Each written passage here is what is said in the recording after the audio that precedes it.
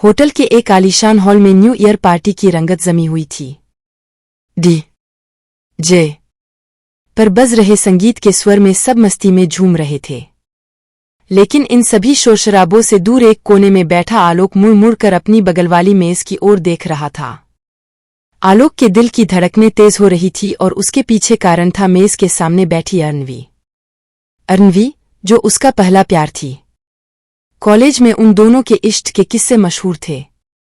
मीठी यादों का एक झरना उसके ज़हन में बहने लगा। अरनवी के साथ गुजारे हर लम्हे उसके तन बदन में हलचल सी मचाने लगे।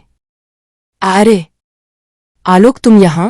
मंदिर की घंटी जैसे मीठे स्वर से गहरी सोच में डूबे आलोक की तंद्रा टूटी।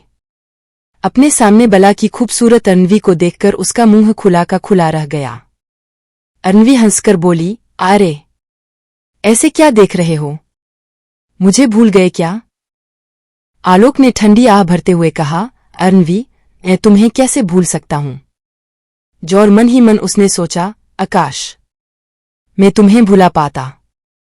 अरनवी आलोक के सामने कुर्सी पर बैठते हुए बोली, कब से आए हो यहां पर? आलोक बोला, तकरीबन 1 घंटे से। अरनवी, 1 घंटे से यहां बैठे हो और मुझ पर नजर तक नहीं गई? आलोक बोला, अरनवी, मैंने तो तुम्हें आते ही देख लिया था। लेकिन अरनवी, लेकिन लोग क्या कहेंगे? समाज क्या सोचेगा? यह सोचकर मेरे पास नहीं आए। सही कहा ना? अरनवी ने मानो आलोक की खती नस दबा दी थी।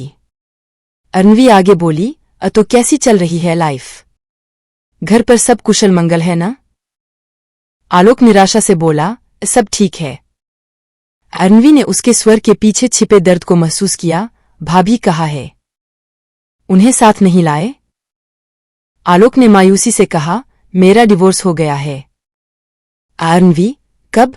आलोक, 2 साल पहले। अरनवी, पर क्यों? आलोक, मेरी पत्नी अंजलि आजाद ख्यालों की थी। उसे घर की 4 दीवारों में कैद रहना कतई मंजूर न था। आए दिन हमारे बीच में लड़ाई झगड़ा होता रहता था। अनबन और रोज की तकरार से मैं तंग आ गया था। जिंदगी नर्क सी बन गई थी। उसे आजादी चाहिए थी, सो एक दिन मैंने उसे वह दे दी। अरनवी के कानों पर आलोक के पिताजी दीनानाथ ने कहे शब्द गूंजे, क्या कहा? अनाथालय में पली बड़ी लड़की को तू इस घर की बहू बनाना चाहता है? जिसकी न मां का पता है न बाप का ठिकाना, उससे शादी करेगा? लोग क्या कहेंगे? समाज क्या कहेगा? सब थूकेंगे मुझ पर। आंख में आए आंसुओं को छुपाने के लिए अरनवी ने अपना मुंह एक और फेर लिया। कुछ देर के लिए खामोशी छा गई। डीजे की आवाज मानो उनके लिए कोई मायने नहीं रखती थी। आलोक ने मांगी हुई माफी। अरनवी ने की हुई मनाने की कोशिश। सब पुरानी यादें दोनों के ज़हन में उमड़ आई। अरे अरनवी, तुम यहां बैठी हो? चलो, सब तुम्हारा उधर इंतजार कर रहे हैं। अरनवी की सहेली अधीरा ने कही बातों से काल की गर्त में डूबे वह दोनों वर्तमान में आ गए।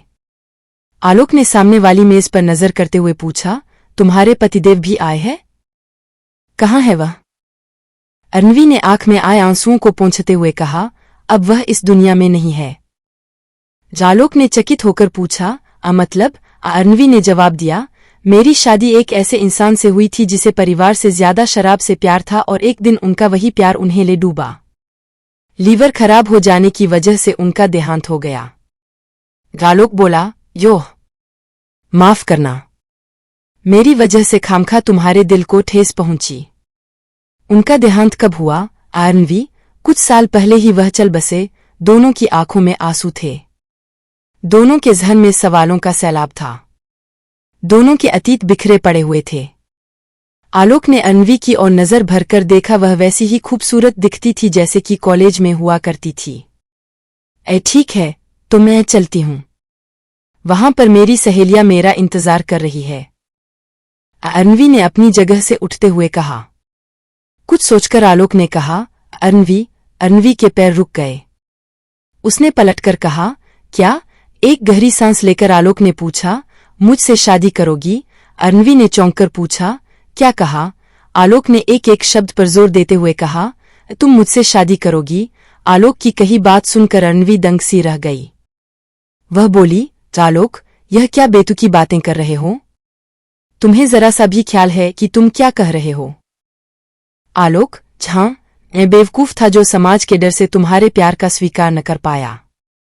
पर अब मैं तुमसे शादी करके गिला दूर करना चाहता हूं। तुम्हारी मांग में मेरे नाम का सिंदूर भरना चाहता हूं। मुझे कोई परवाह नहीं कि यह समाज और उसमें रहते लोग क्या सोचेंगे।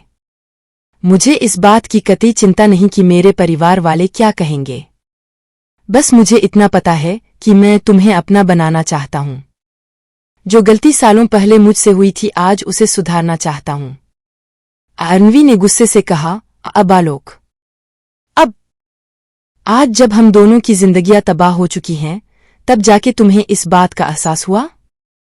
यही बात अगर तुमने उस वक्त कही होती तो मैं तुम्हें प्यार से गले लगा लेती, पर इस वक्त तुम्हारी कही इन्हीं बातों से मुझे नफरत हो रही है। तब तुम्हें समाज का डर था और आज मुझे। मैं अविनाश की बेवा हूं, उसके बेटे की मां हूं। तुमसे शादी करूंगी तो लोग मेरे बारे में क्या कहेंगे? मेरा बेटा मेरे बारे में क्या सोचेगा? माफ करना आलोक, पर जिस समाज के तुम मर्द होते हुए भी सामना नहीं कर पाए उसका सामना मैं औरत होते कैसे कर पाऊंगी?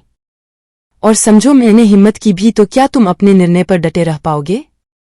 नहीं, इस बात पर मुझे जरा भी यकीन नहीं, क्योंकि मैंने तुम्हारी बुजदिली को भुगता है। अब मुझ में वह हिम्मत नहीं। मुझे माफ कर दो।